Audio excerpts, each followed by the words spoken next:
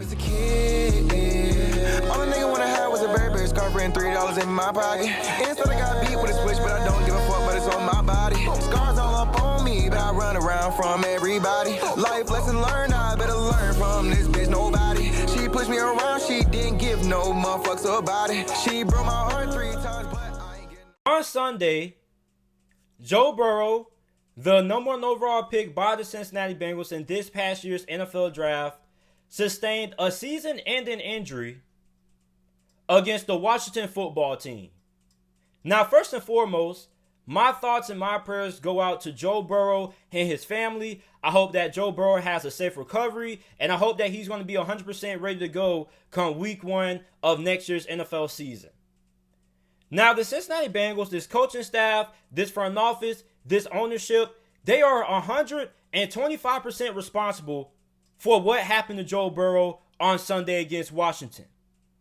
Joe Burrow, even though he was a rookie, if you watch Joe Burrow play, he looked like a 10-year NFL veteran.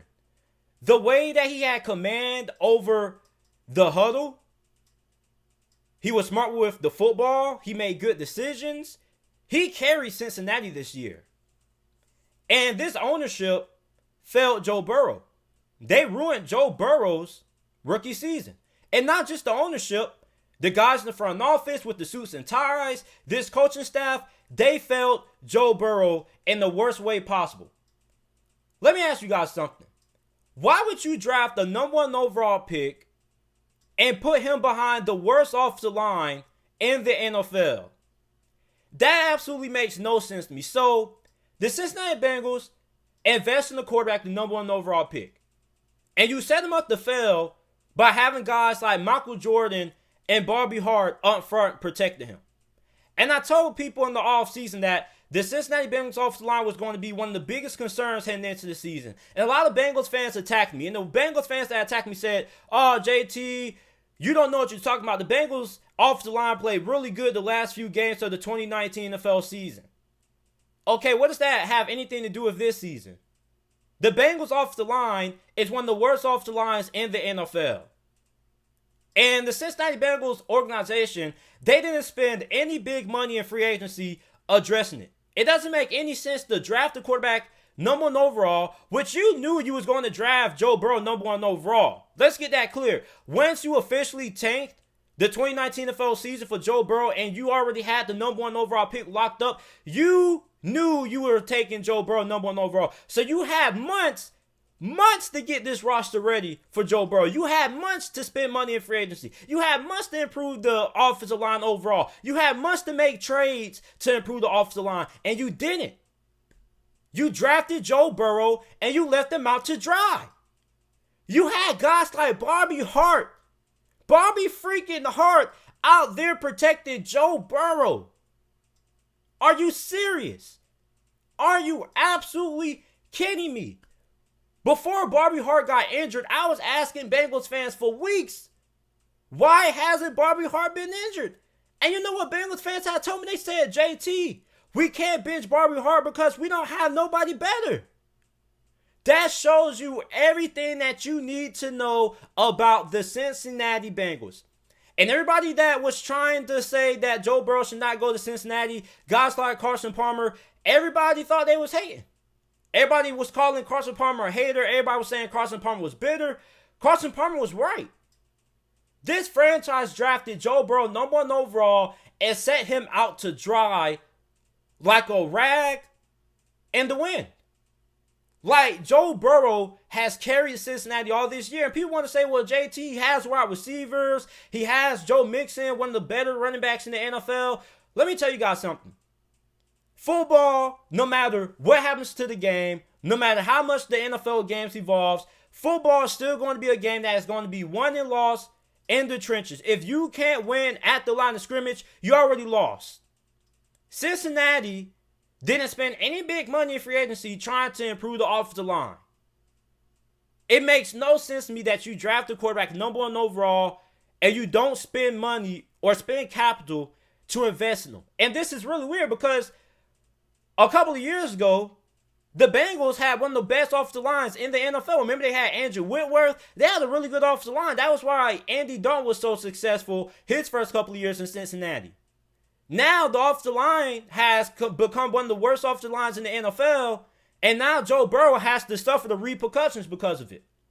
Joe Burrow, I swear to you, has taken so many big hits this year that you can make a 3-4 minute compilation of Joe Burrow having nothing but big hits taken on him. And the Joe Burrow was going to get his career ended or was going to get killed behind the Cincinnati Bengals offensive line jokes were funny the last couple of weeks, but they're not funny now. This is not the time to be making jokes about Cincinnati's offensive line, because this offensive line costed Joe Burrow his rookie season. And the Cincinnati Bengals organization ruined Joe Burrow's rookie year. I'm just being honest. You don't invest in the offensive line. You think you give a guy some wide receivers and you give him a good running back that's going to help him? Yeah, you're going to have guys to throw to, but I'd rather have a lackluster wide receiving core than have a bad offensive line. And if the Cincinnati Bengals don't learn from this, Joe Burrow may be the next Andrew Luck. Now, I'm not going to say he is, because I would never wish that on anybody.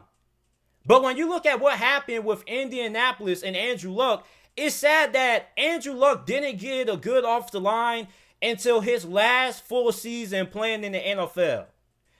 Andrew Luck went several years carrying the Indianapolis Colts, bad coaching staffs.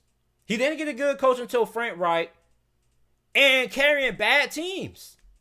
So you look at what happened to Andrew Luck, you think that teams will learn from that. But obviously Cincinnati hasn't. And this is really unfortunate, because Joe Burrow wanted to play for Cincinnati. He wanted to. When people were saying that Joe Burrow should refuse to play for Cincinnati, he wanted to play for the state that he was raised in. He wanted to play for the Cincinnati Bengals. So you have a guy who actually wanted to play for your franchise, and this is how you repay him? You repay him by putting him behind one of the worst offensive lines in the NFL?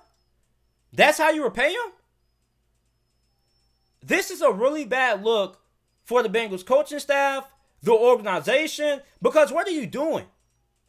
Why tank for a guy if you're just going to let him out to dry behind an offensive line that is bad? Not just offensive line, but you don't give him a defense. The defense, which I thought was going to be a top 15 defense, looks awful. The Cincinnati Bengals need to spend a lot of money in free agency helping out Joe Burrow. It doesn't make no sense to me that you would spend all 2019 taking for a guy and not investing in him. Not investing to keep him protected. Not investing in a good defense. Not investing to make sure that he has the best opportunity to succeed. Instead, you have guys like Bobby Hart starting at offensive tackle. Are you serious? Are you kidding me? Zach Taylor and his coaching staff, I've already had my eyebrows made when he decided to trade away Carlos Dunlap. Carlos Dunlap was the third or fourth stringer on the Cincinnati Bengals rotation, on their depth chart. He gets traded to Seattle, and he's been a big impact for Seattle's defense ever since he got drafted there. Well, traded there, excuse me. So the Bengals traded away Carlos Dunlap, and now he's having a pretty stellar season with Seattle. That looks bad on Cincinnati's behalf, because why do you have a guy on Carlos Dunlap? Remind you, they just gave Carlos Dunlap a extension not too long ago. So you give this guy a new contract and you don't start him. As a matter of fact, he is your third stringer on your depth chart. He gets traded to Seattle, and he has been a big part of Seattle's turnaround on defense over the last couple of weeks.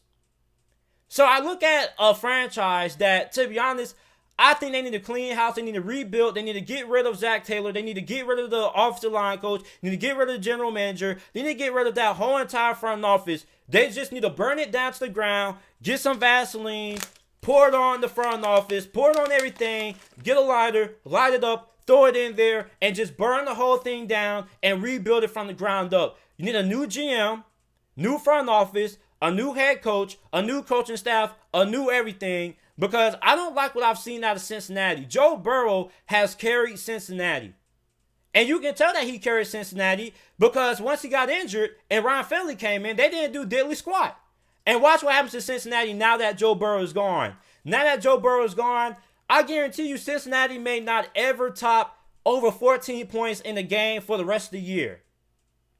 So, for Cincinnati, this front office, this coaching staff, the ownership, the general manager, they failed Joe Burrow. They failed Joe Burrow, and they ruined Joe Burrow's rookie season. And it is really sad, and it's really unfortunate that Joe Burrow has to suffer the repercussions of wanting to play for an organization that he wanted to get drafted to. This is really unfortunate. My prayers and my thoughts go out to Joe Burrow. And I pray and I hope that Cincinnati learns from this unfortunate experience. I hope that Cincinnati now has a reality check and they say, oh man, look, we had to protect our franchise quarterback because look what happens when we don't. We're going to set him up to get killed back there. So hopefully Cincinnati can take initiative and learn from this and actually spend some money and spend some capital investing in the offensive line come free agency. They're not going to win any more games without Joe Burrow. So they're going to potentially have a top 5 pick so they can use that top 5 pick to draft one of the best offensive linemen in this draft class, or they can trade or use that draft pick to acquire some more draft picks so they can put in some capital and put in some resources and improve this offensive line. The Bengals don't need to draft offensive lineman with the top 5 or top 10 pick. They could trade that down and maybe acquire a veteran, or maybe they can trade down, get some more first-round picks, maybe get some more second-round picks, and use those picks to address the offensive line. But either way, all the Bengals need to do this next upcoming NFL draft is draft nothing but straight offensive linemen. That's all they need to do. Every single draft pick that Cincinnati gets, they need to use the offensive linemen. Address the linebackers and everything else in free agency. But if you don't address the offensive line in free agency, use nothing but your draft picks on offensive linemen. That's all Cincinnati needs to do because your number one priority should be protecting your investment. You tanked all of the 2019 season to draft Joe Burrow, and you set him up to fail with this sorry excuse for our offensive line. My prayers and my thoughts and my condolences go out to Joe Burrow and his family. I hope he has a safe recovery, and I hope he's ready for the 2021 NFL season.